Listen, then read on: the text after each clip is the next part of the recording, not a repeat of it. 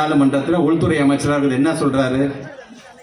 யாரை பார்த்தாலும் அண்ணல் அம்பேத்கர் அம்பேத்கர் அம்பேத்கர் சொல்லி ஒரு ஃபேஷனாக படிச்சுன்னு சொல்லிட்டு ஒரு நமட்டு சிரிப்பு சிரிக்கிறார். அந்த அமைச்சருக்கு நான் ஒன்னே ஒன்று நான் சொல்லிக்கிறேன். நான் அம்பேத்கர் பேர்னு சொன்னால் உனக்கு வந்து ஃபேஷனா?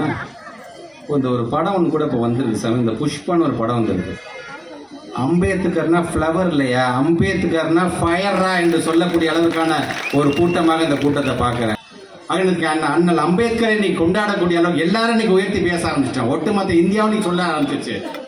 இன்னைக்கு நம்முடைய மாண்பு தமிழ்நாட்டு முதலமைச்சர் என்ன சொல்கிறார்? ஒரு நாட்டை பாதுகாக்க வேண்டும் என்று சொன்னால், நாட்டு மக்களை நாம் பாதுகாக்க வேண்டும் என்று சொன்னால், அரசியல் சட்டத்தை பாதுகாக்க வேண்டும் யார் நினைக்கிறோன்னா வாயில அம்பேத்கர் அம்பேத்கர் அம்பேத்கர் தான் வரும் என்று இன்னைக்கு சொல்லுகிறோம் என்று சொல்லும் பொழுது, இன்றைக்கும் அந்த ஆரிய கூட்டம் எப்படி அடக்கி ஒடுக்கி இன்னைக்கு நம்மளை அடிமைத்தனப்படுத்த பார்க்கிறது என்பதைத்தான் இங்கே நம்முடைய அண்ணன் வேலுமுருகன் எடுத்து சொன்னார்கள்.